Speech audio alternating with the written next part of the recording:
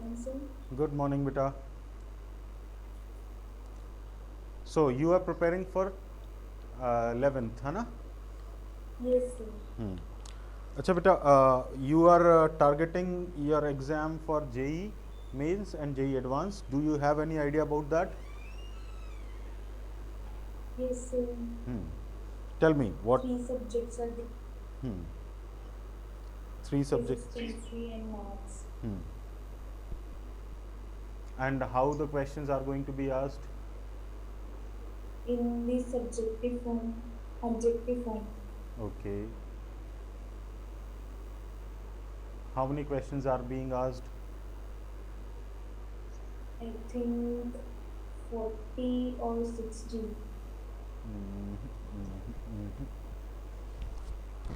Let's do one thing. First of all, I'll give you a brief idea about how you have to prepare, what are the exams that you are targeting, and how you are going to deal with those exams. Preparation में क्या होना चाहिए, फिर थोड़ा सा physics के बारे में बात करेंगे कि फिजिक्स में क्या क्या चीज़ें इंपॉर्टेंट हैं, कैसे आप इन चीज़ों को समझोगे, है ना? इन सारे चीज़ों के बारे में हम एक ब्रीफ डिस्कशन रखेंगे, so that you will have an idea about this, है ना? तो जैसे अगर हम बात करें, if you are targeting an engineering stream, you have basically two basic exams, that is JEE mains and JEE advanced. So अगर हम engineering की बात करते हैं, engineering में we have two exams to target upon.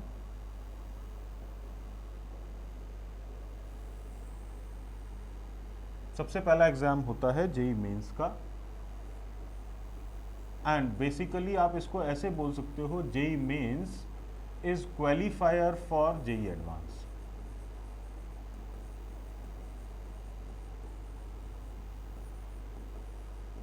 मतलब until and unless you are not clearing JEE mains, you will not be able to allowed to sit in the JEE advanced exam, है ना?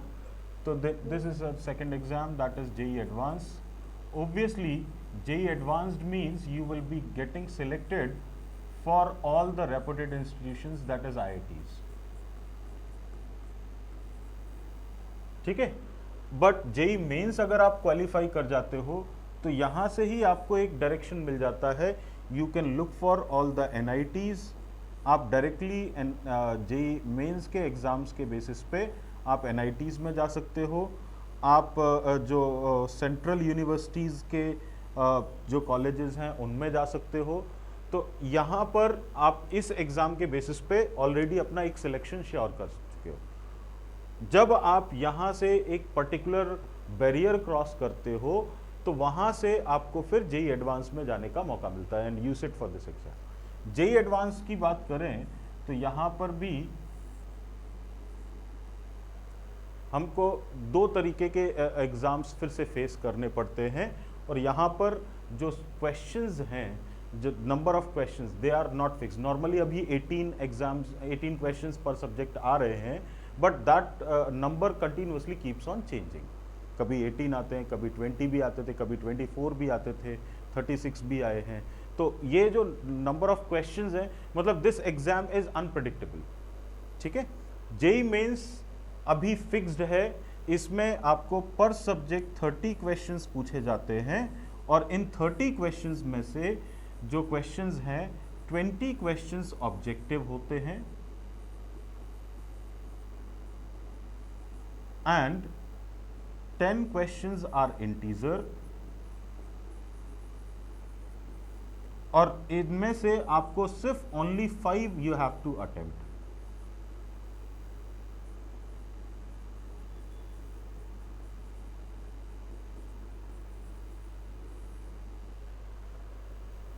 मतलब totally आपको कितने attempt करने हैं? 25. ठीक है, लेकिन क्वेश्चन आपको मिलेंगे 30, मतलब आपको चॉइसेस हैं, बट ध्यान रहे वो चॉइसेस किस में है? इंटीजर में. And this is only for this year because Covid का सिचुएशन है, बच्चों का प्रिपरेशन अच्छा नहीं हुआ है, तो उस कंडीशन में आपके पास ये चॉइस दी है गवर्नमेंट ने. बट आई डाउट कि ये चीज़ कंटिन्यू रहेगी. The moment the situations get better, once again फिर से वही पुराना ट्रेंड मुझे लगता है चालू हो जाएगा, that is 20 questions objective and 5 questions integer. Only for this year अभी तो दिया हुआ है, उन्होंने आपको एक लेट अस से चॉइस दी हुई है, बट जैसे जैसे ये चीज़ें सुधर जाएंगी तो 25 का फिर से रहेगा। तो अल्टीमेटली आपको 25 क्वेश्चंस पर सब्जेक्ट, मतलब टोटल कितने क्वेश्चंस अटेम्प्ट करने हैं? टोटल यहाँ पर 75 क्वेश्चंस अटेम्प्ट करने हैं, that is physics, chemistry and maths. और यहाँ पर अगर बात करें जेई एडवांस में, नॉर्मली 54 क्वेश्चंस, जो पिछले हिसाब से बात करें तो 54 क्वेश्चंस है, दैट इज 18 क्वेश्चंस पर subject, physics, chemistry and math. ये तो बात होगी कितना क्वेश्चंस आता है। सेकेंड बात आती है कि जो क्वेश्चंस हैं उनका तरीका क्या है। देखो, JEE mains exam is basically being conducted by CBSE body, जिसको अभी हमने अलग से बना दिया है। पहले ये सीबीएसई के थ्रू कनेक्ट होता था, अब यहाँ पर एक अलग से एजेंसी बना दी है, that is national testing agency, NTA. So NTA is going to conduct this particular exam, JEE mains. और यहाँ पर ऑब्वियसली ये फॉलो कर रहा है ऑलमोस्ट एनसीईआरटी सिलेबस। तो आपको एनसीईआरटी का सिलेबस फॉलो कराया जा रहा है, और इस सिलेबस के बेसिस पे अगर हम बात करें तो मेनली हमारा फोकस क्या रहना चाहिए कि हमारा जो एनसीईआरटी का कवरेज है वो 100% होना चाहिए। उसके अलावा जो हमारी अप्रोच है वो अप्रोच ऑब्जेक्टिव अप्रोच में कन्वर्ट हो जानी चाहिए। ठीक है, तो क्वेश्चंस, क्योंकि हमें क्वेश्चंस किस तरीके के मिल रहे हैं? ऑब्जेक्टिव ही मिल रहे हैं। अच्छा, integer type is not different from objective. जैसे आप नॉर्मली कोई क्वेश्चन करते थे, उसका आंसर जो आता था, अगर वो आंसर इंटीजर वैल्यू है तो वो एक इंटीजर टाइप क्वेश्चन बन गया। तो उसका आंसर मान लो अगर जो वैल्यू आ रही है तो 0 से 99 के बीच में ही आंसर लाई करेगा। मतलब आंसर 1 हो सकता है, 2 हो सकता है, 5 हो सकता है, 15 हो सकता है, 25 हो सकता है। तो 0 से 99 के बीच में जो आंसर आता है वो इंटीजर टाइप में आता है। ठीक है ना। और जब हम इन क्वेश्चंस के जो पैटर्न की बात करते हैं, अब देखो क्वेश्चंस जो फॉर्म होते हैं नॉर्मली क्या होता है, there are 3 types of question formations जो हम बात कर सकते हैं। फर्स्ट वन होता है जो बेसिक लेवल क्वेश्चंस होते हैं from single concept, basic level single concept. मतलब आप अगर जैसे 10th में पढ़ के आए हो, करंट इलेक्ट्रिसिटी पढ़ के आए हो, आप लेट अस से ऑप्टिक्स पढ़ के आए हो, आपने लॉज ऑफ मोशन पढ़े थे 9th में, मोशन पढ़ी थी 9th में, फोर्सेस पढ़े थे। तो एक सिंगल कॉन्सेप्ट पे बेस्ड क्वेश्चन पूछे जाते हैं कि मतलब अगर क्वेश्चन है तो अगर एनएलएम का क्वेश्चन है तो आपको एनएलएम का कॉन्सेप्ट अप्लाई करना है, मल्टीपल सिचुएशंस एड ऑन नहीं होंगी। ऐसा नहीं होगा कि एनएलएम में थर्मोडायनेमिक्स भी मिला दिया, एनएलएम में हीट भी मिला दिया और एनएलएम में और भी सारे पैरामीटर्स मिला दिए। तो ये बेसिक लेवल कॉन्सेप्ट्स क्वेश्चंस कुछ होते हैं। Then there are dual concepts and there are multiple concepts.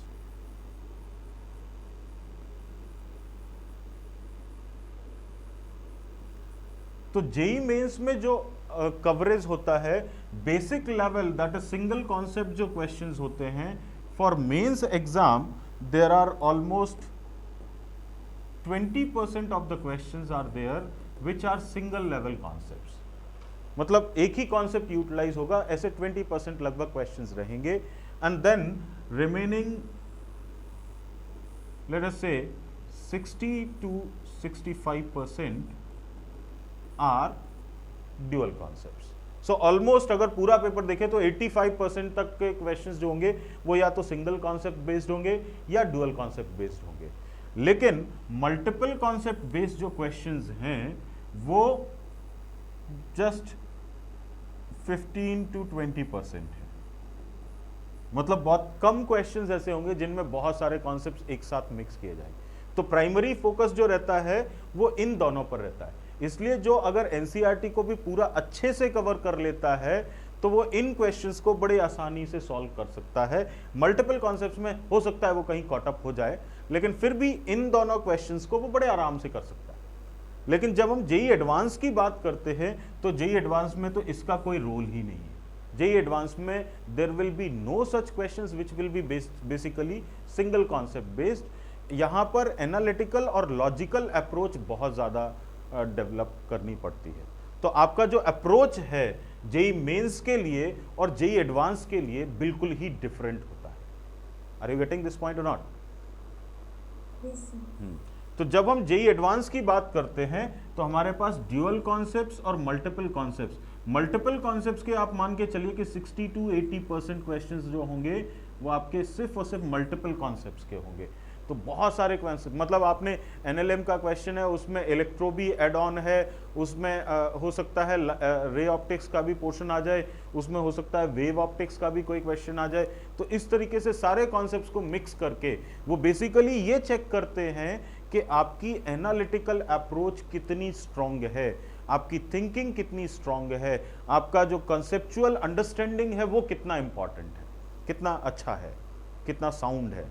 तो इस चीज को वो फोकस करते हैं। ऑब्वियसली इस वजह से यहां पर आपका जो स्कोरिंग है वो बहुत कम हो जाता है। तो जेई एडवांस में अगर आप एक रैंक लेकर के आ रहे हो, फॉरगेट अबाउट टॉप 10 रैंक, लेकिन अगर आप टॉप 100 या फिर टॉप 2000 टॉप 5000 में जाओगे तो वहां पर जो स्कोरिंग लेवल है, स्कोरिंग पैटर्न है वो बहुत तेजी से चेंज होगा।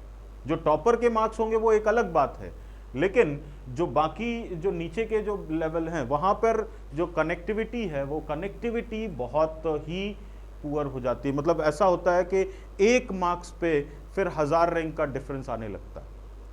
लेकिन अगर टॉपर की बात करें, हो सकता है टॉपर ऐसा हो कि उसने टॉपर के मार्क्स आए लेट अस से 100 और फिर सेकंड टॉपर जो है वो 80 मार्क्स पे ही है, there may be a gap. लेकिन जब आप लोअर रैंक्स पे जाओगे तो बहुत बड़ा गैप बहुत बड़ा डिफरेंस आएगा for a single question. Yes. ठीक है ना बेटा? अब अगर हम यहां पर बात करें जेई मेंस में, तो जेई मेंस में आपने देखा भी है यहां पर आपको परसेंटाइल बेस्ड क्वेश्चंस मिलते हैं। Do you know what is percentile? आपकी जो रैंकिंग होती है, रैंक वैसे नहीं बनती है, आपको परसेंटाइल मिलता है। परसेंटाइल का मतलब क्या होता है बेटा? In percentage. In percentage. No, percentile and is completely different from percentage. Percentile का मतलब है कि देखो अगर हम बात करें तो 75 into 4 that is basically 300 marks का टोटल पेपर है ना?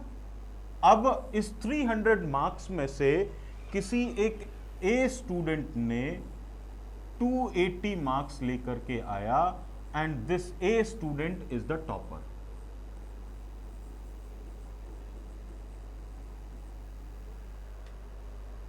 ठीक है ना? तो दिस टॉपर जो है इसका जो परसेंटाइल होगा वो 100 परसेंटाइल होगा।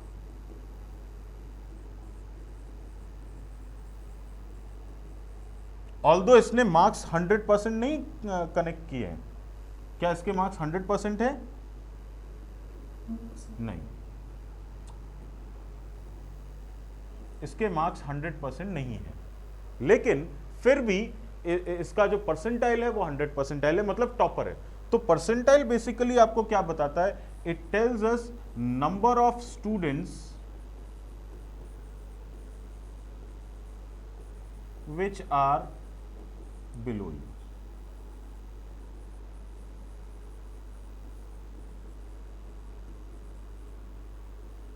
मतलब अगर आप ये मान के चलो कि 1 लाख लोग बैठे हैं, इतने स्टूडेंट्स अपीयर हुए उस एग्जाम में, है ना, and you are getting a percentile of 99.876 मान लेते हैं, आपका इतना परसेंटाइल है, तो इसका मतलब है कि इतने परसेंट लोग out of 1 lakh are below you. तो कितने लोग बिलो हैं? अगर 1 लाख का इतना परसेंटेज निकाला जाए तो कितना आ जाएगा बेटा? 99,876 आ जाएगा। मतलब आपके लिए जो रैंक हो गई वो कितनी होगी बेटा? कितने मार्क्स आपके बचे? 124। तो यू हैव 124 रैंक। आपकी रैंक कितनी है? 124 है आउट ऑफ 1 लाख। तो जो भी परसेंटाइल है वो बेसिकली रिलेटिव है टू द टॉपर। टॉपर के बेसिस पे आपका कितना स्कोर है, that is what is percentile. तो तो यहां पर जब हम जेई मेंस की बात करते हैं तो आपका परसेंटाइल ऑब्वियसली लोगों को बोलते हैं कि 99 परसेंटाइल है, तो इसका मतलब ये नहीं कि उसने 99% मार्क्स लाए हैं। इसका मतलब है कि अगर 1 लाख स्टूडेंट बैठे हैं तो उसमें से 1000 स्टूडेंट तो उससे ऊपर हैं, भले ही उसका 99 परसेंटाइल आया हो। ये परसेंटेज मार्क्स नहीं। इज दैट क्लियर और नॉट?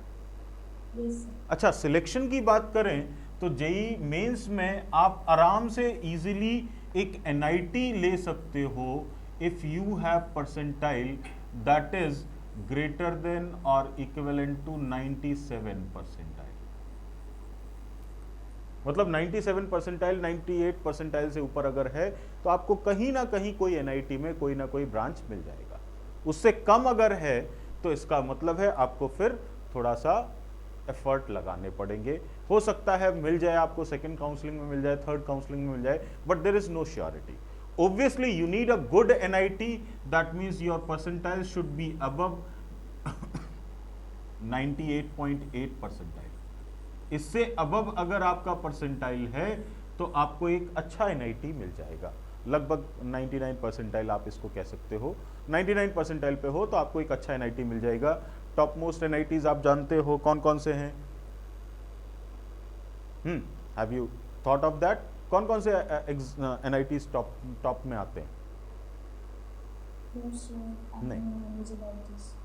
ओके देखो बेसिकली क्या होता है, अगर हम टॉप मोस्ट NITs की बात करें तो 4-5 NITs हैं जो बहुत अच्छे लेवल पे आते हैं, which is equivalent to IITs।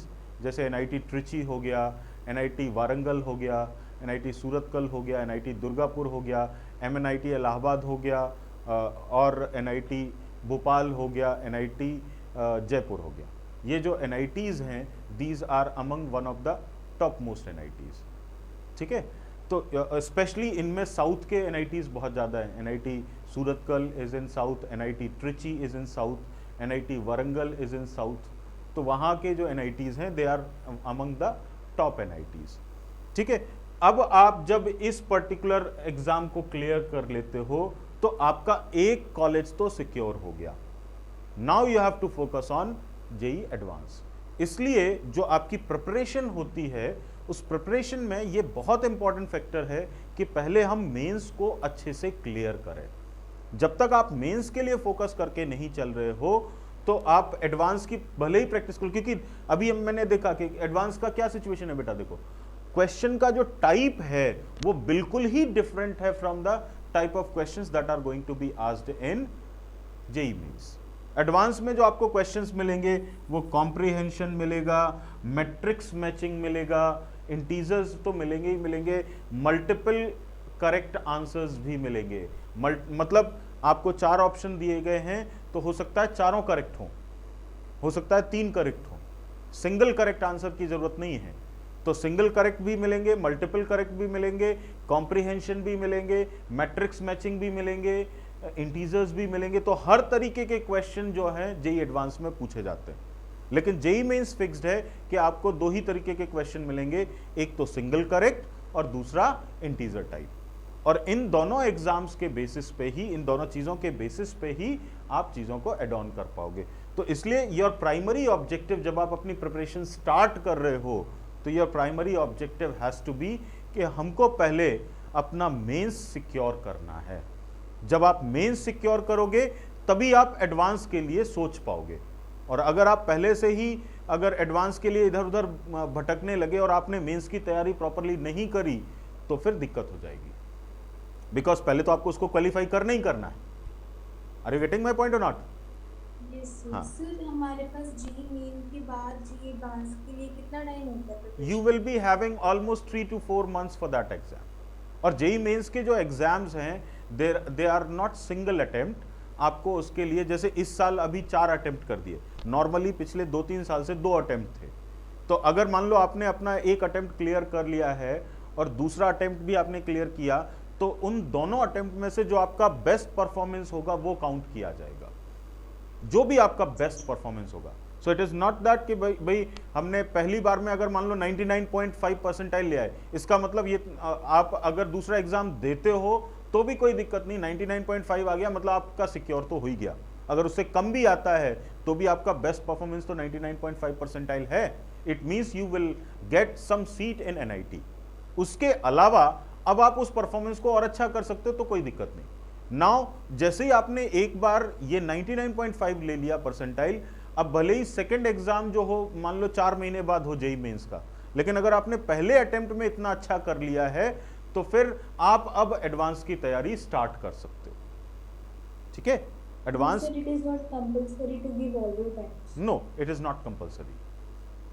Only thing is that आपको कम से कम क्वालिफाइंग स्कोर करना चाहिए।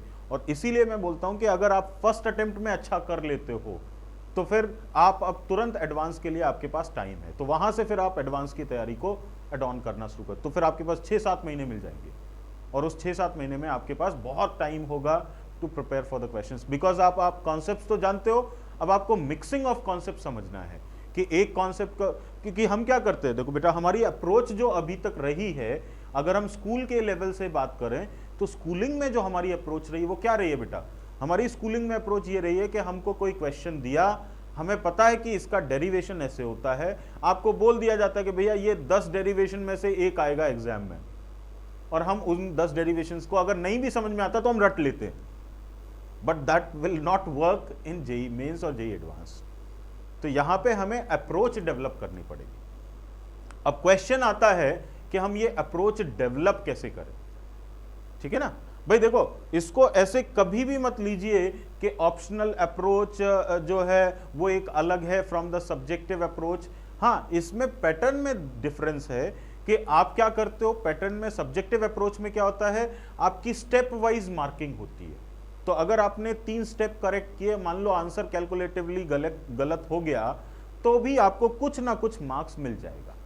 ऑब्जेक्टिव अप्रोच में your answer has to be correct, it doesn't matter आपने कैसे लाया, आप कैसे भी उस आंसर को, करेक्ट आंसर को लेकर के आए हो, भले ही आपने तुक्का भी मारा हो, तब भी वो चीज आपके लिए काउंटेबल है। Yes, sir. है ना, ऑल्दो नहीं करना है ऐसा, तुक्का नहीं मारना है, लेकिन आपको क्या करना है, you have to understand that particular fact कि हमें फाइनल आंसर करेक्ट लाना है। इट डजंट मैटर हमारा स्टेप क्या है। तो इसलिए आप स्टेप्स को अगर बीच में खत्म कर सकते हो तो ऑब्वियसली आप क्या करोगे, आप स्पीड अपनी बढ़ा लोगे। जितना देखो, आप अगर 4 स्टेप में किसी क्वेश्चन को कर रहे हो तो आपको क्या होगा भाई, 4 स्टेप में करने में टाइम ज्यादा लगेगा, यस और नो? Yes, sir. तो ऑब्वियसली अगर आप नंबर ऑफ स्टेप्स कम कर सकते हो क्वेश्चंस के तो आप टाइम बचा सकते हो। तो योर एग्जाम में भी अगर जैसे हम बात करें 75 क्वेश्चंस आ रहे हैं 3 आवर्स के लिए, इसका मतलब हम ये मान के चले कि हमारे लिए एक क्वेश्चन कम से कम जो है वो 4 मिनट में तो हमें करना ही करना है।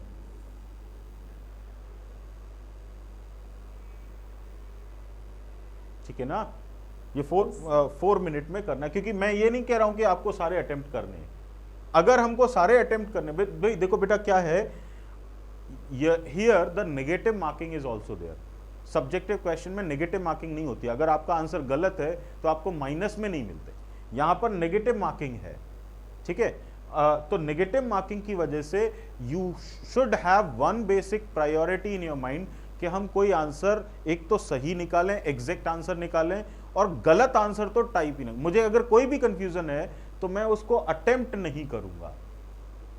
ठीक है, ऑल्दो अगर मेरे को आंसर करेक्ट आ रहा है तो अच्छी बात है, नहीं आ रहा है तो मैं जबरदस्ती उसको करेक्ट नहीं करूंगा, क्योंकि जबरदस्ती करेक्ट करने के चक्कर में मेरे को नेगेटिव मिल जाएगा, और नेगेटिव मिल जाएगा तो 1 मार्क्स पे बहुत सारा परसेंटाइल चेंज होता है, बहुत सारी रैंक चेंज हो जाती है, रैंक में 200 300 का डिफरेंस आ जाता है। सो इसलिए हमको नेगेटिव तो करना ही नहीं। ठीक है ना, तो आपको हाँ बेटा, अगर हमने क्वेश्चन को अटेम्प्ट नहीं किया तो इट मींस हमें कोई मार्क्स नहीं मिलेगा उसका? कोई मार्क्स नहीं मिलेगा। Okay, sir. ठीक है, करेक्ट आंसर अगर दिया है तो आपको प्लस मार्क्स मिलेगा, अगर गलत कर दिया तो माइनस में चला जाएगा। उससे बेटर है, गलत अगर कर रहे हो तो उससे बेटर है कि हम ना करें।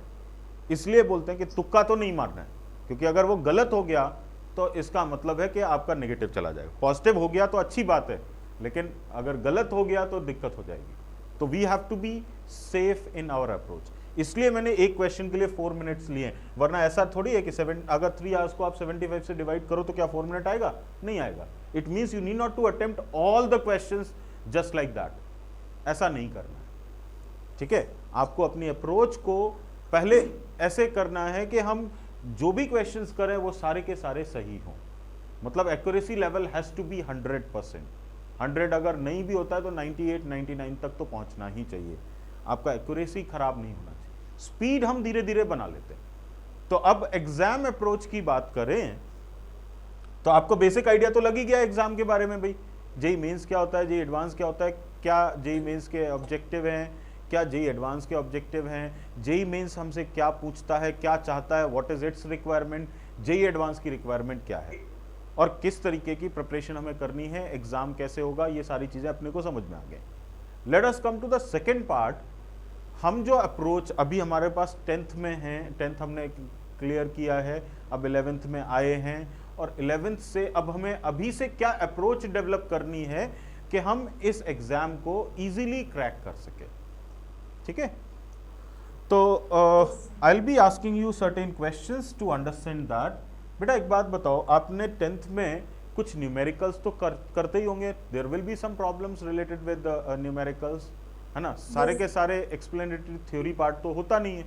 अब जो न्यूमेरिकल्स आप करते थे, तो अगर कोई क्वेश्चन ऐसा आए जो आपने नहीं देखा हो, मान लो मैंने आपको एक क्वेश्चन दिया कि 2 चार्ज हैं, उनका चार्ज है 3 माइक्रोकुलाम और 5 माइक्रोकुलाम, उनके बीच में सेपरेशन है 20 meter, calculate the coulomb force, और आप जानते हो F is equal to K Q1 Q2 upon R square. आपने इस क्वेश्चन को सॉल्व कर लिया, वेरी गुड, आपने इस क्वेश्चन को सॉल्व कर लिया। तो लेकिन अब अगर मैं आपसे कहूं कि मैंने दूसरा क्वेश्चन दिया जिसमें चार्जेस हैं 2 माइक्रोकुलाम एंड 5 माइक्रोकुलाम, डिस्टेंस हमने 50 मीटर कर दिया, और मैं आपसे कहूं कि बेटा आप ये क्वेश्चन को सॉल्व कर सकते हो, क्या फोर्स निकाल सकते हो, can you do that?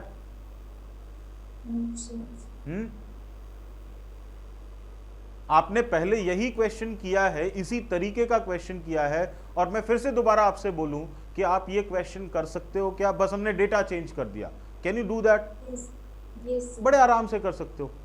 So point is, अगर मैंने किसी क्वेश्चन को पहले से अटेम्प्ट किया है, किसी टाइप के क्वेश्चन को पहले से अटेम्प्ट किया है, तो I will have least problem in solving that question.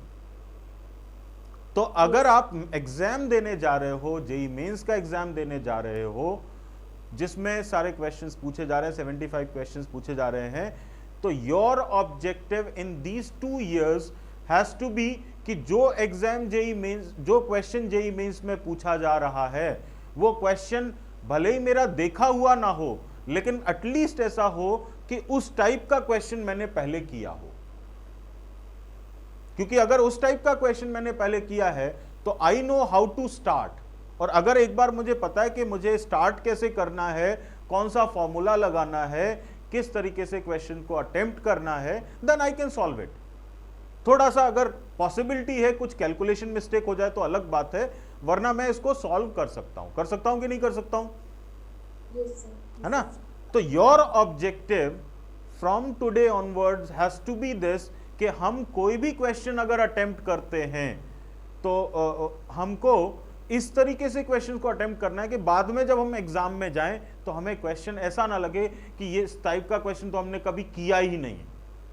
क्योंकि अगर आपके पास कोई एक अटरंडम क्वेश्चन आता है जो आपने कभी देखा ही नहीं, कभी किया ही नहीं, तो हो सकता है कि आपकी जो अप्रोच है वो गड़बड़ हो जाए। पहला चीज, मेंस के लिए मैं बात कर रहा हूं बेटा, ठीक है ना। तो अब अगर ऐसा है तो फिर हमारी जो अप्रोच है वो क्या होनी चाहिए? भाई देखो, मैं अगर आपसे कहूं कि लेट अस से आपको क्वेश्चन सॉल्व करने के लिए बोला जाए, तो आपको मैं अगर कहूं कि लेट अस से आपको 30 क्वेश्चंस करना है फिजिक्स के, बेटा कितना अप्रोक्सीमेट टाइम आप इन क्वेश्चंस को सॉल्व करने में लोगे? बोलो, how much time you will take to solve these 30 questions in physics? Sir means ये मतलब ऑब्जेक्टिव होंगे या फिर न्यूमेरिकल्स टाइप होंगे? Numerical types, mostly objective and numerical type. Sir 40 minutes, 30 to 40 minutes. I will take let us say 1.5 hour। भाई level अच्छा होगा ना बेटा, अच्छे लेवल के क्वेश्चंस करने हैं, हमने 1.5 आवर्स ले लिया. Let us say if I ask you 30 questions in chemistry, how much time will you take? 1 hour. इसमें थोड़ा कम टाइम लगेगा. Let us take it as 1 hour. Chemistry में क्वेश्चंस थोड़े थियोरेटिकल भी होते हैं, कुछ मेमोरी बेस्ड भी होते हैं, है ना. And if I ask you let us say 40 questions in maths, how much time you will take? 2 hours. 2 hours. 2.5 hours ले लेते हैं, कोई प्रॉब्लम? ज्यादा टाइम ले लेते हैं, कोई दिक्कत नहीं है. 2.5 hours, 1.5 hours and 1 hour. How much time you have spared for this? 5 hours. है ना. How many questions you have attempted? 100 questions. तो ये जो टाइम है, ये अगर आपका जो सेल्फ स्टडी टाइम 5 आवर्स का है, this is your self study time. इस सेल्फ स्टडी टाइम में अगर आपने 100 क्वेश्चंस अटेम्प्ट किए हैं, दैट मीन्स पर डे आप 100 क्वेश्चंस कर रहे हो. कैन यू टेल मी, अगर 1 डे में you are doing 100 questions, how many questions you will perform in 1 month? 3,000. Very good. 3,000 questions per month. How many questions in 1 year?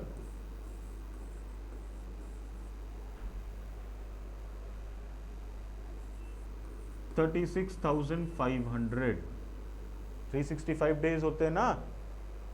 How many questions in 2 years?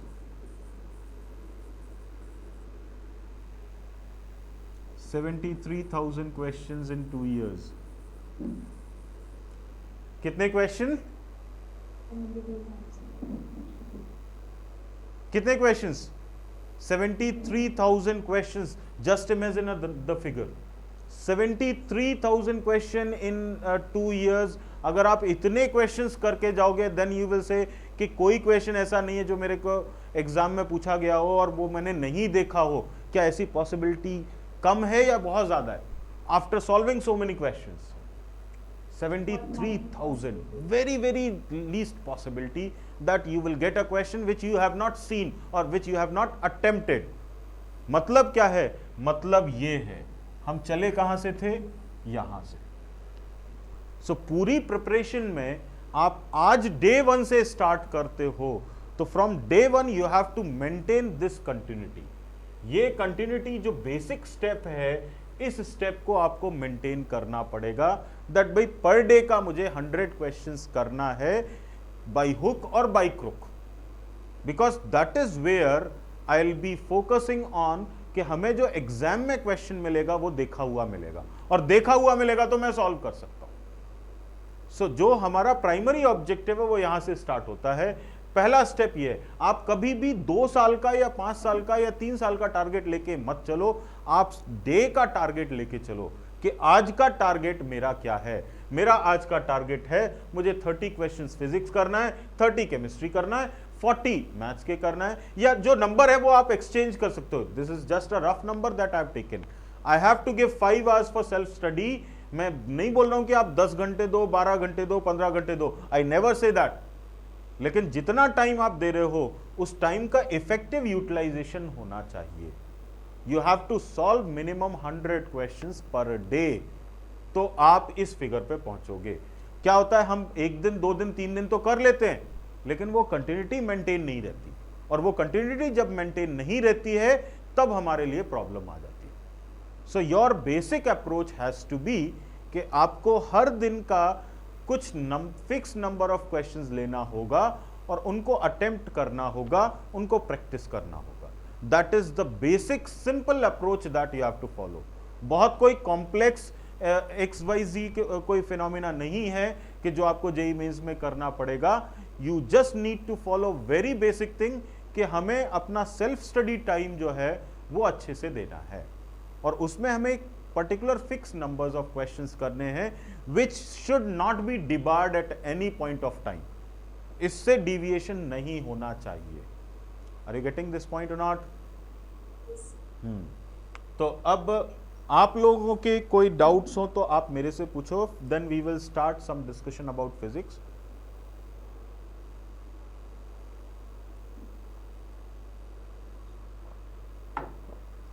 If you have any query, you can ask me now. Anything related to exam or preparation or whatever it is, then we will start with the physics part.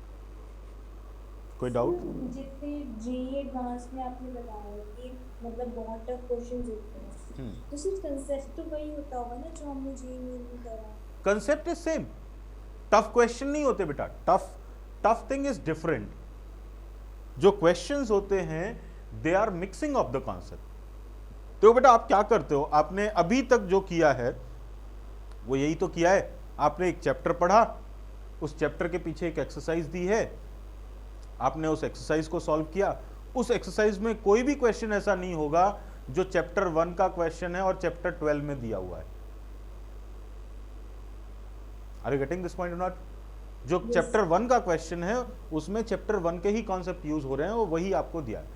तो आपका जो दिमाग है वो कभी भी इस direction में, मतलब जैसे ही आप एक्सरसाइज लेके बैठते हो आपके दिमाग में आ जाता है नहीं मुझे आज एनएलएम के क्वेश्चन करने हैं, तो भाई फॉर्मूला लगाना है F = m/a, या फिर ये फॉर्मूला लगाना है या ये फॉर्मूला, या आपने सेग्रीगेट कर लिया आपके दिमाग में।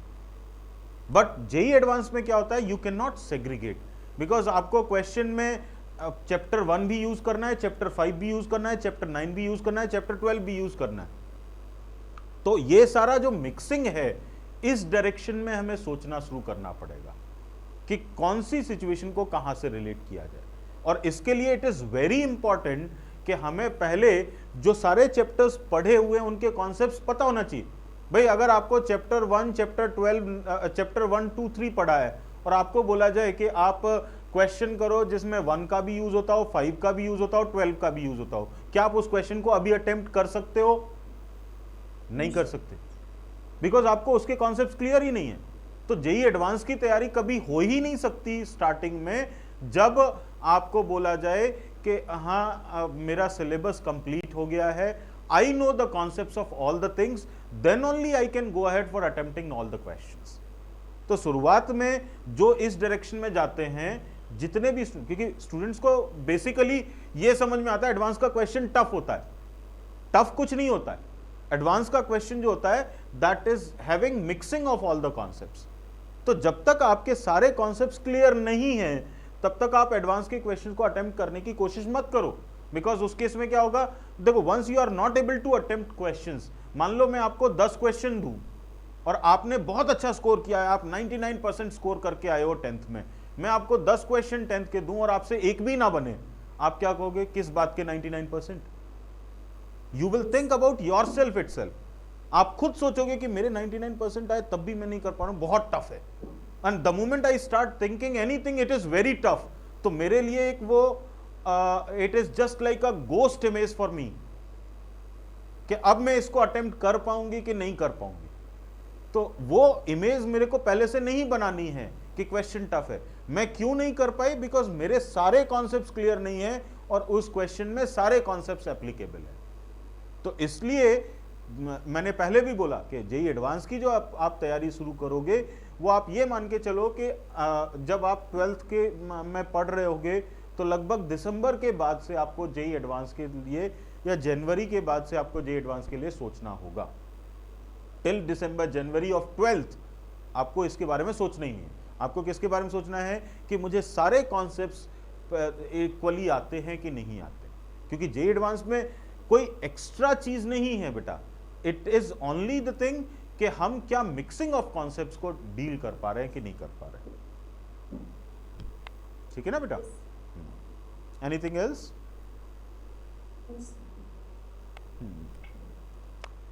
How many of you are present?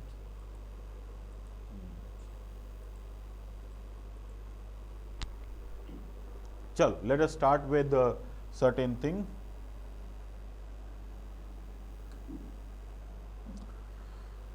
अच्छा, फिजिक्स की बात करते हैं बेटा। Let us see that in physics क्या करना है। देखो अभी तक आपने 10th में पढ़ा है साइंस, और साइंस में फिजिक्स, केमिस्ट्री एंड बायोलॉजी तीनों को एक साथ पढ़ा है। Also the thing that you have studied is you have not attempted more amount of questions. Mostly आपने theoretical part पढ़ा है कि ये चीज़ कैसे होता है, ये चीज़ कैसे होता है. 9th-10th स्टैंडर्ड का जो फिजिक्स है या 9th-10th स्टैंडर्ड का जो केमिस्ट्री है वो न्यूमेरिकल अप्रोच पे बहुत ज़्यादा फोकस नहीं करता है ना. तो जब हम 11th में आते हैं तो 10th से 11th में आने पर फिजिक्स सब्जेक्ट हो चाहे केमिस्ट्री हो, इन सभी सब्जेक्ट्स में थोड़ा सा गैपिंग आ जाता है. अब स्पेशली फिजिक्स में गैपिंग ज़्यादा होता है. रीज़न इज़ वेरी सिंपल कि देखो केमिस्ट्री किस तरीके का सब्जेक्ट है, केमिस्ट्री सब्जेक्ट में न्यूमेरिकल अप्रोच कम है और थोड़ा सा लॉजिकल एंड मेंटल लर्निंग का अप्रोच ज़्यादा है. तो वो आप 10th में भी करते हुए आए हो, 10th में भी आप याद करते ही थे, 10th में भी आप रिएक्शंस को देखते ही थे, 10th में भी आप लेबोरेटरी मेथड पढ़ते ही थे. तो ये चीज़ें जाके आपको 11th-12th में पढ़ने, तो बस थोड़ा सा एडवांस हो गया और सिलेबस बढ़ गया. लेकिन फिजिक्स में क्या हुआ, डिफरेंस क्या आया? फिजिक्स में जो डिफरेंस आया वो ये आया कि 10th में आप जो फिजिक्स पढ़ रहे थे मोस्टली आपने थ्योरी पढ़ी, कॉन्सेप्ट्स पढ़े, लॉज पढ़े और कुछ प्रॉब्लम्स लगाए, 1 और 2 या 2 और 3 या 5 प्रॉब्लम्स, दैट्स इट. अब क्या होगा, अब आपको क्या करना है, अब आपको प्रॉब्लम्स की अप्रोच को बढ़ाना है. तो प्रॉब्लम्स की अप्रोच बढ़ाना है मतलब मैथमेटिक्स ज्यादा पढ़ना है. भाई फिजिक्स तो पढ़ना ही पढ़ना है, उसमें मैथमेटिक्स का यूज बहुत ज्यादा सीखना है. सो इसलिए जब हम फिजिक्स स्टार्ट करते हैं तो we always start from the basic maths situations, जहां पे हम मैथमेटिकल कॉन्सेप्ट्स पढ़ते हैं जो हमें फिजिक्स में यूज करने होंगे, जो हमें यूज करना होगा वो यहां पे पढ़ेंगे. So the first chapter that you will study is mathematical tools. और ध्यान रहे दिस इज मैथमेटिकल टूल्स.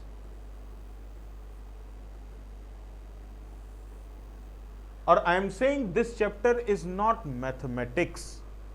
ये मैथमेटिक्स नहीं है, ये सिर्फ वो ट्रिक्स हैं, टेक्निक्स हैं जो हम यूटिलाइज करेंगे for solving the problems in physics.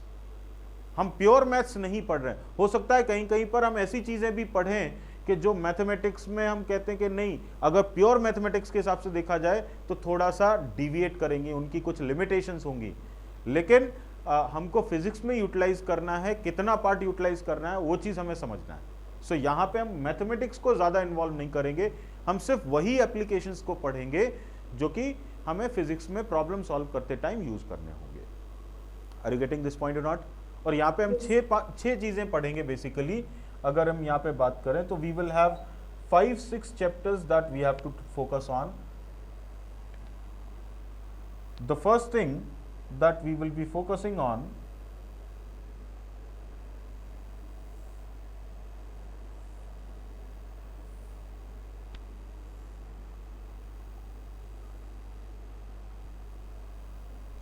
सबसे पहला चीज हम पढ़ेंगे algebra.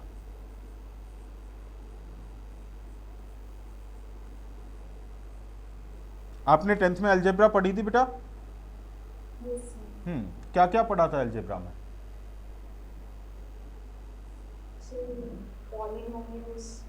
Polynomials, that is basically हम यहाँ पर सिंपली पढ़ेंगे क्वाड्रेटिक इक्वेशन सॉल्विंग. ये भी आपने 10th में पढ़ी थी. और बताओ और क्या पढ़ा था?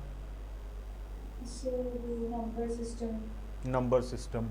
यहाँ पर हम पढ़ेंगे sequence and series, that is progressions. ये भी आपने थोड़ा सा रफ आइडिया लिया होगा. yes, याद है? Arithmetic progressions, geometric progressions, harmonic progressions, है ना? तो आपने शायद एपी पढ़ी थी या जीपी भी पढ़ी थी. एपी ही पढ़ी है आपने, है ना? yes, चलो नेक्स्ट थिंग हम क्या पढ़ेंगे और क्या क्या पढ़ा था बेटा? so linear equations पढ़ी थी. लीनियर इक्वेशंस तो उसका तो बहुत ज़्यादा यूज़ है नहीं, तो वो चीज़ की हम बात नहीं करेंगे. नेक्स्ट थिंग लॉग्स पढ़े थे बेटा. लॉगरिथम्स का एक बेसिक यूज़ हम यहाँ पर पढ़ेंगे. इसके अलावा कुछ चीज़ें ऐसी हैं जो आपने बिल्कुल नहीं पढ़ी होंगी, उनका भी हम थोड़ा थोड़ा यूज़ पढ़ेंगे. That is we will study binomial approximation,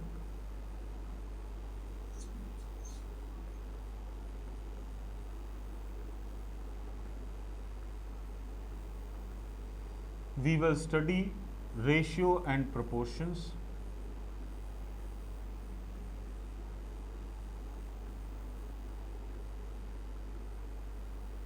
and we will study percentage. And the last thing, इसके लास्ट में कैलकुलेशंस के लिए थोड़ा सा इम्प्रूवमेंट के लिए we will study squares.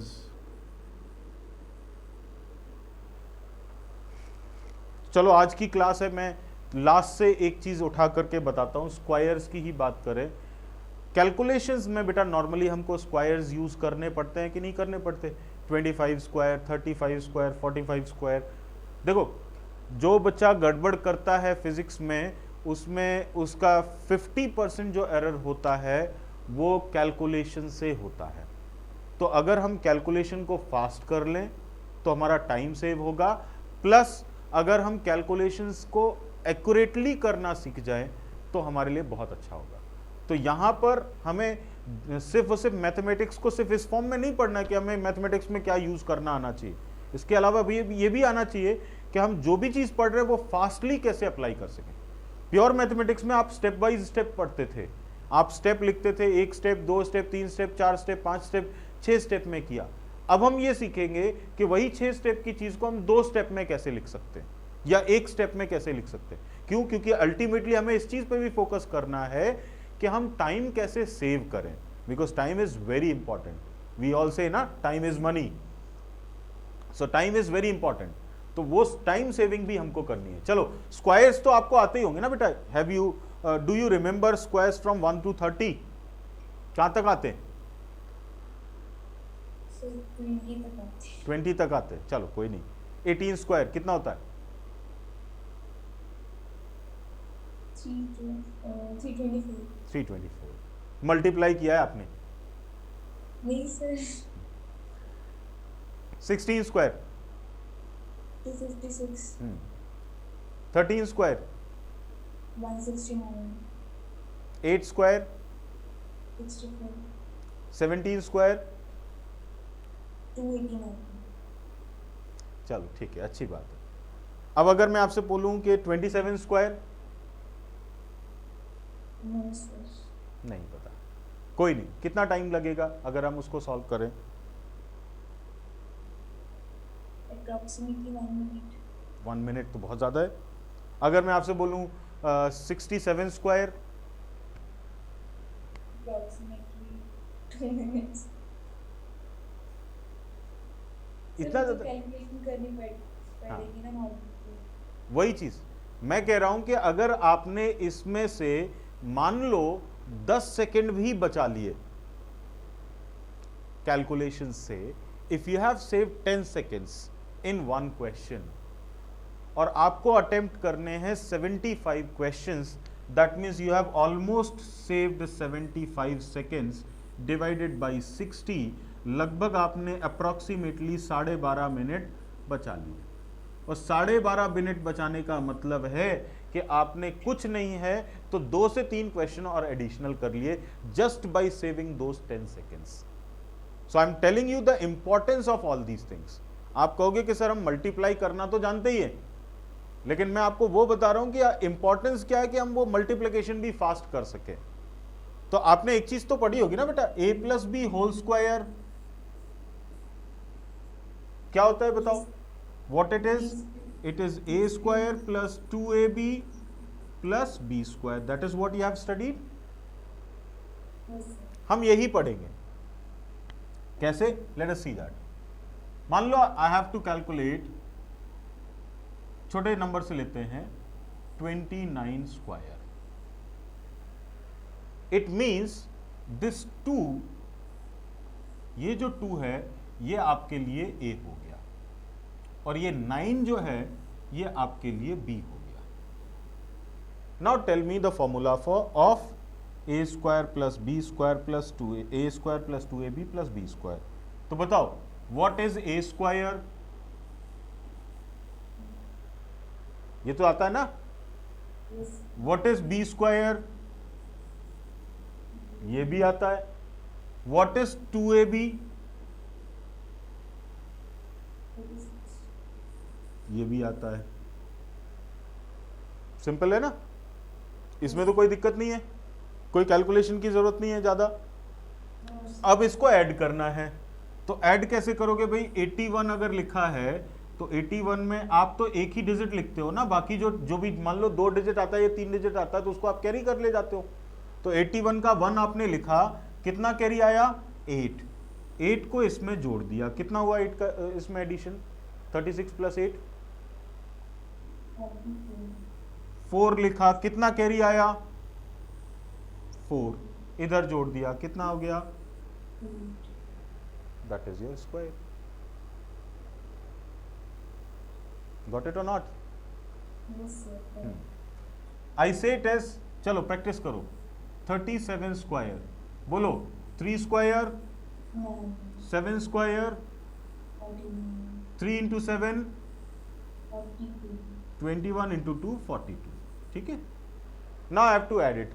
Add करो, 49 का 9 लिखा, 4 कैरी आया, 4 कैरी, 42 प्लस 4 इज 46, फिर से 4 कैरी आया, 9 प्लस 4,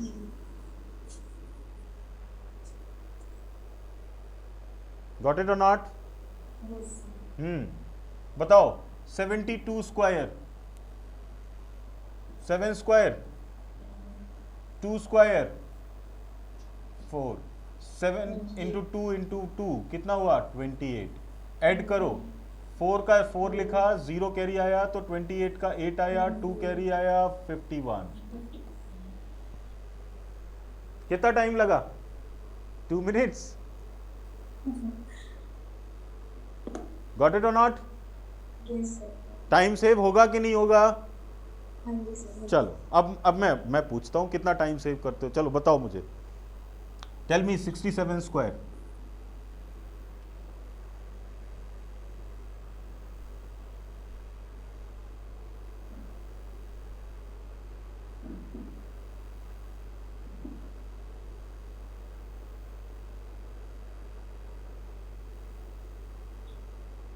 सर कंफ्यूज हो गई।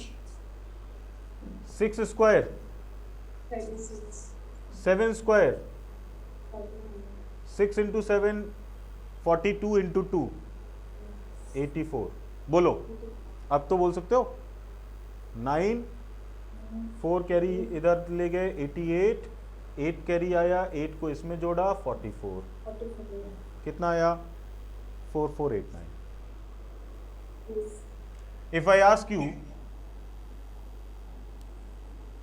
93 square, 51,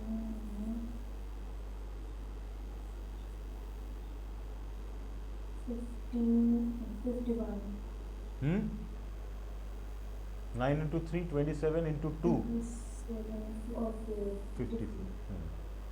बोलो 8641,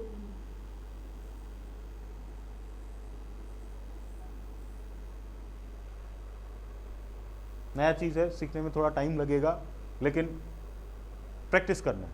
अब आपके पास 100 नंबर्स हैं, आप प्रैक्टिस करने के लिए मेरे को होमवर्क देने की जरूरत नहीं है।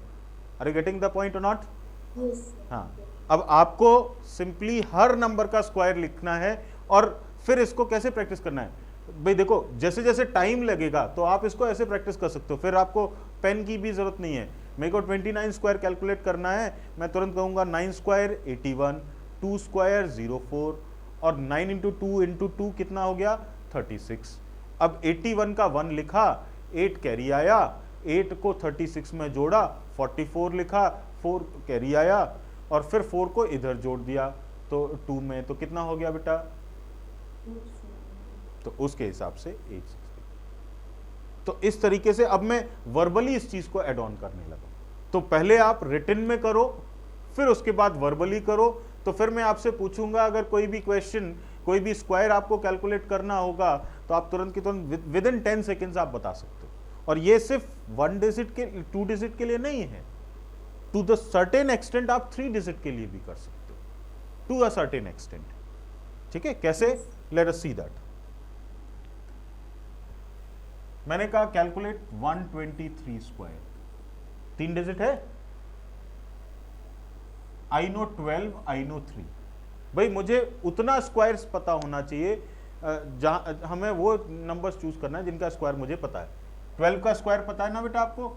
ये a हो गया, ये 3 हो गया, कितना हो गया? ये 144, ये हो गया 09, और 12 इंटू 3 36 इंटू 2 72। बताओ कितना हो गया बेटा? ये 9, 2 और 144 plus 7 150। Yes or no? If I ask you 165 square, 256 multiplied हम्म 160 अब ऐड करो।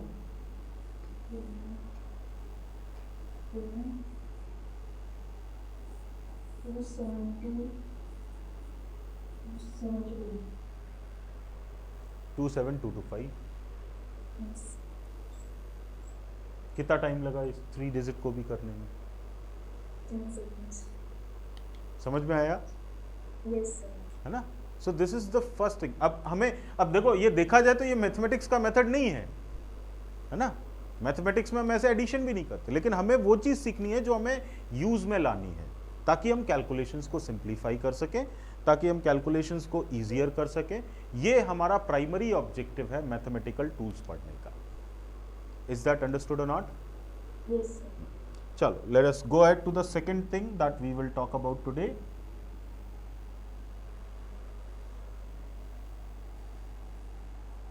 That is, let us start with quadratic equations.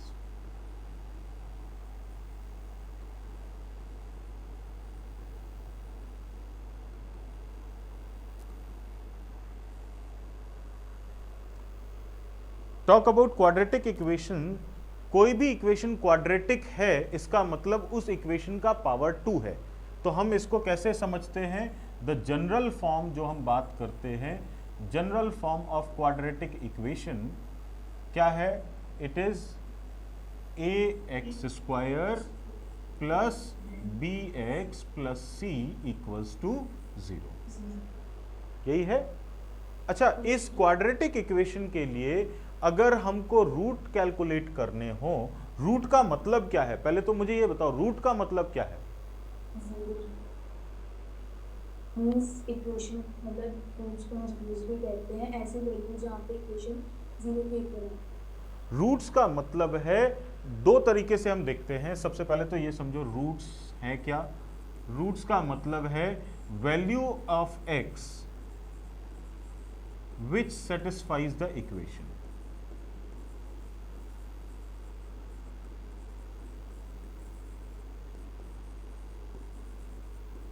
ये मैथमेटिकल डेफिनेशन होगी। मतलब x की कोई वो वैल्यू जो इसमें हम सब्स्टिट्यूट कर दें तो लेफ्ट हैंड साइड और राइट हैंड साइड दोनों बराबर आ जाए, तो ये हमारे लिए रूट ऑफ द इक्वेशन हो गया। ठीक है, this is a mathematical definition. Secondly, हम इसको ग्राफिकली अगर हम बात करें, तो कोई भी जो ग्राफ है, graph of quadratic equation intersects the x axis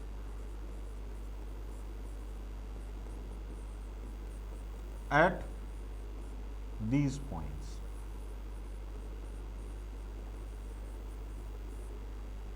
मतलब अगर हम इस क्वाड्रेटिक इक्वेशन का ग्राफ ड्रॉ करें, तो वो x एक्सिस को जिन पॉइंट्स पे कट करेगा, वो पॉइंट जो होंगे वो रूट ऑफ द इक्वेशन होंगे।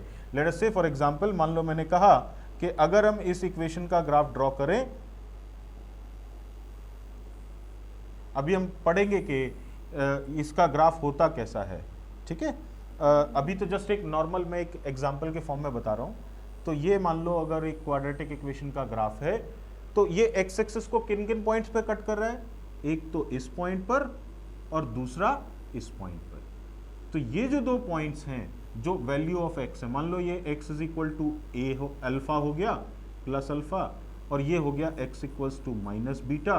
तो हम क्या बोलेंगे, रूट ऑफ द इक्वेशन क्या है, root of the equation are x equals to plus alpha and x equals to minus beta. और उसी के बेसिस पे अगर हमें रूट्स पता है अल्फा और बीटा, तो हम इक्वेशन को लिख सकते हैं x माइनस अल्फा, और अगर ये हम ले, ये माइनस बीटा है ना बेटा, ठीक है, हम तो इस इक्वेशन को हम क्या लिखेंगे, x माइनस माइनस बीटा, इन दोनों का प्रोडक्ट जो होगा वो 0 होगा। इस तरीके से अगर हमें रूट्स पता है तो हम इक्वेशन लिख सकते हैं। Understood or not? ठीक है, तो किसी भी इक्वेशन के लिए, क्वाड्रेटिक इक्वेशन के लिए जो रूट्स होते हैं, इस ग्राफ को हम बोलते हैं पैराबोला। आगे जब हम मैथमेटिक्स पढ़ेंगे तब हम वहां पर इस चीज को पढ़ेंगे। ये कैसा ग्राफ होता है, this is parabolic, this is just an information for you. Obviously हम इसको डिटेल में लेटर ऑन पढ़ेंगे ही पढ़ेंगे। तो ये जो ग्राफ एक्स एक्सिस को जहां पर कट करेगा वो उस इक्वेशन के रूट होंगे। अच्छा, अगर मान लो ये एक ही पॉइंट पे कट कर रहा है, तो अगर ये एक पॉइंट पे कट कर रहा है, एक पॉइंट पे कट नहीं करेगा, बेसिकली टच करेगा, तो अगर ये ग्राफ ऐसा बन जाए,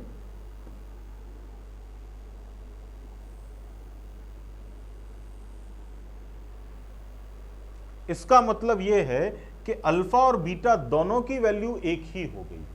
तो इसका मतलब है इसको एक ही रूट मिलेगा, it will have one basic root. और अगर ये इक्वेशन ऐसी हो जाए, let us say it becomes somewhat like this,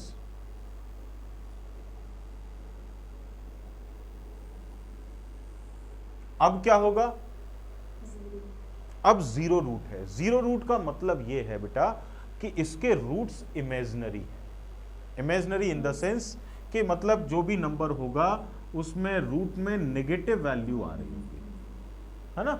तो इन दिस कंडीशन जो रूट्स होंगे वो इमेजिनरी होंगे। तो किसी भी ग्राफ के लिए अगर हम क्वाड्रेटिक इक्वेशन की बात करें तो उसके मैक्सिमम रूट्स 2 हो सकते हैं, और फिर 1 भी हो सकता है, और 0 मतलब इमेजिनरी भी हो सकता है। Are you getting this point or not? ठीक है ना। अच्छा, नेक्स्ट थिंग अगर हम बात करें तो क्वाड्रेटिक इक्वेशन मेरे पास है ax square plus B X plus C equals to 0। इसको सॉल्व करने के मेरे पास 2 रास्ते हैं। सबसे पहला रास्ता है फैक्टराइजेशन, और यही आपने 10th में पढ़ा था, फैक्टराइजेशन करना। And second thing is Shridharacharya method, ये पढ़ा था बेटा।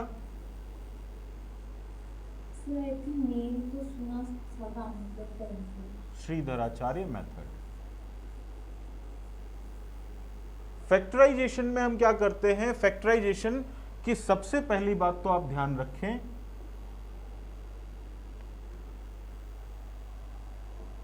It is not applicable everywhere, सब जगह नहीं लग सकता, नॉट एप्लीकेबल एवरीवेयर।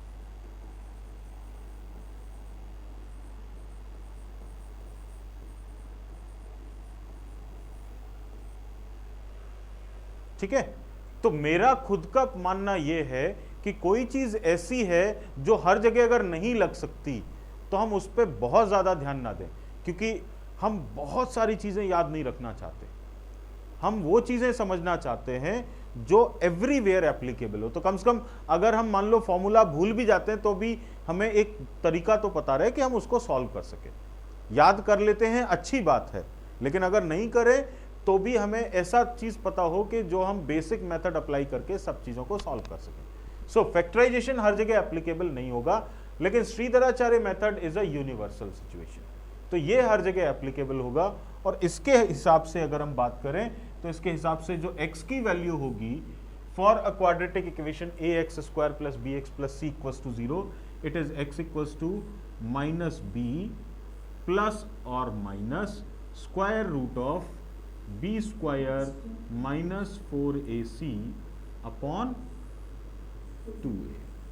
पढ़ा है कि नहीं पढ़ा है? ये जो टर्म है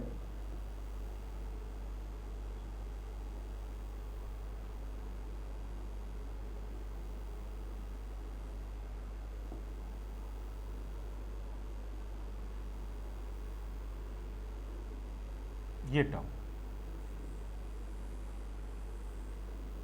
बी स्क्वायर माइनस 4ac, इस टर्म को हम अलग से बोलते हैं, this is called as discriminant.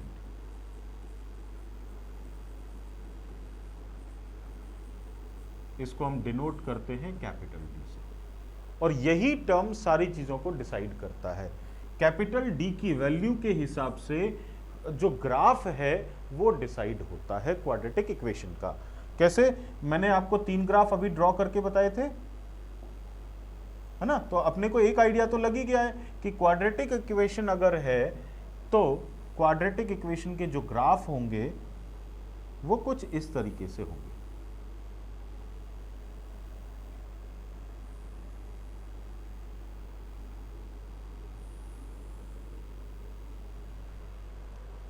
The graph of quadratic equation अगर हम बात करें तो ग्राफ ऑफ क्वाड्रेटिक इक्वेशन इस तरीके का हो सकता है। कितने रूट्स आ रहे हैं बेटा? 2 रूट्स आ रहे हैं। ये ग्राफ तभी पॉसिबल है जब डिस्क्रिमिनेंट की वैल्यू ग्रेटर देन 0 हो। मतलब d की वैल्यू अगर सोचो, अगर ग्रेटर देन 0 मान लो 1 है या 2 है, तो एक क्या आएगा -b प्लस √1 और एक आएगा -b माइनस √1। यस और नो? तो 2 अलग अलग वैल्यूज आ रही हैं, तो 2 अलग अलग वैल्यूज आ रही हैं, तो इसका मतलब 2 अलग अलग रूट्स हैं। सेकेंडली, अगर ग्राफ इस तरीके से जाता है,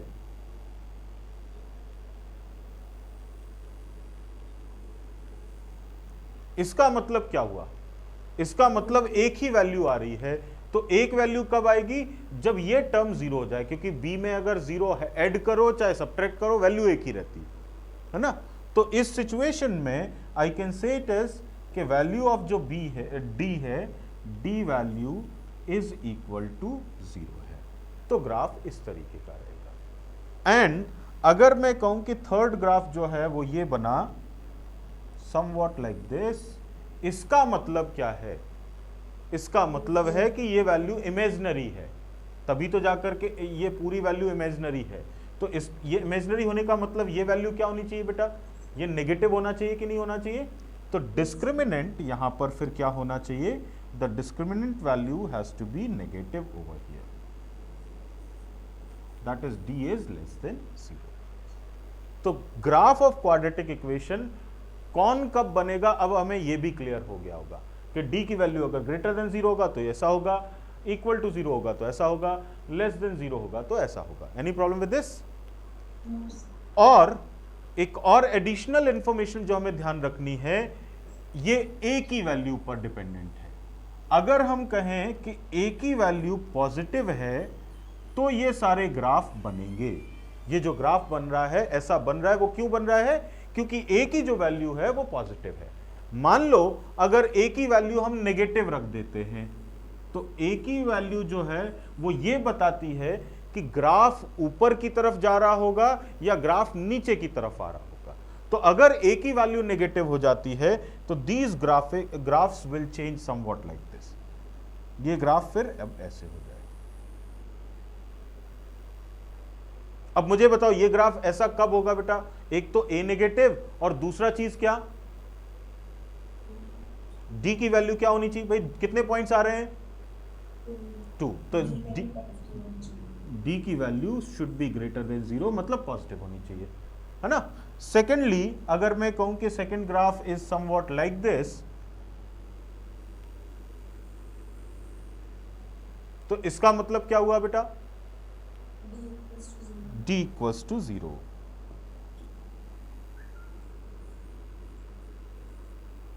है ना? एंड द थर्ड थिंग, अगर ग्राफ ऐसा हो जाता है, what does this mean? It means d is less than 0।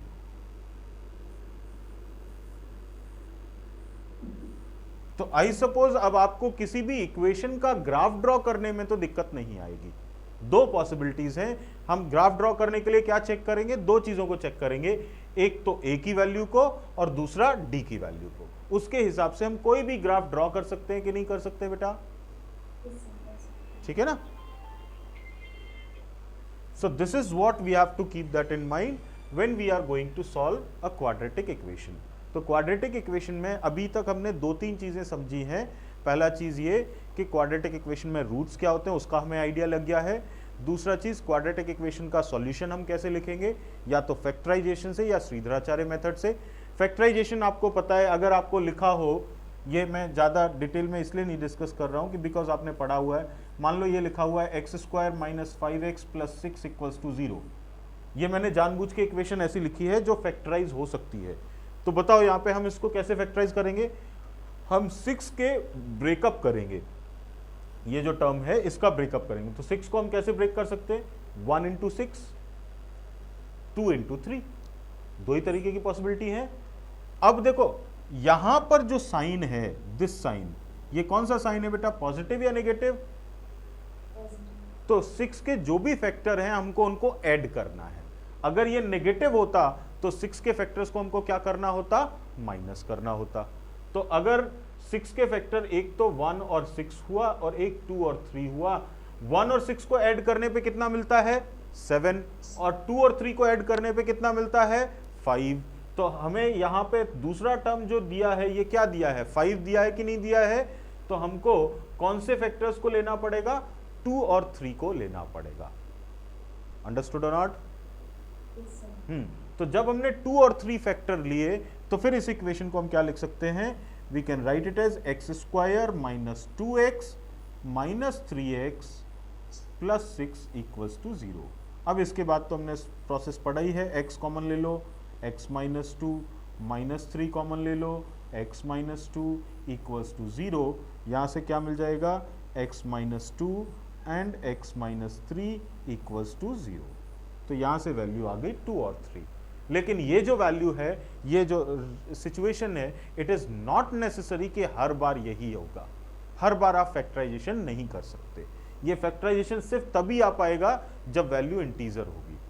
But अगर वैल्यू इंटीजर में नहीं आ रही है तो हमें श्रीधराचार्य मेथड ही लगाना पड़ेगा। This is the basic requirement. Is that clear और नॉट। ठीक है, तो आज की क्लास के लिए इतना बहुत है।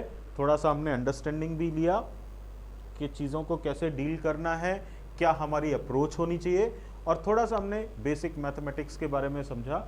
अगली जो क्लास होगी बेटा, तो उसमें हम इन्हीं चीज़ों को आगे कैरी फॉरवर्ड कर ले जाएंगे। ठीक है, यू नीड दिस लेक्चर। तो ये लेक्चर का जो वीडियो है वो रिकॉर्डेड वीडियो आपको सेंड कर दिया जाएगा ऑन द ग्रुप। ठीक है, ओके सर। ओके बेटा, good, wish you all the best, good luck. Sir.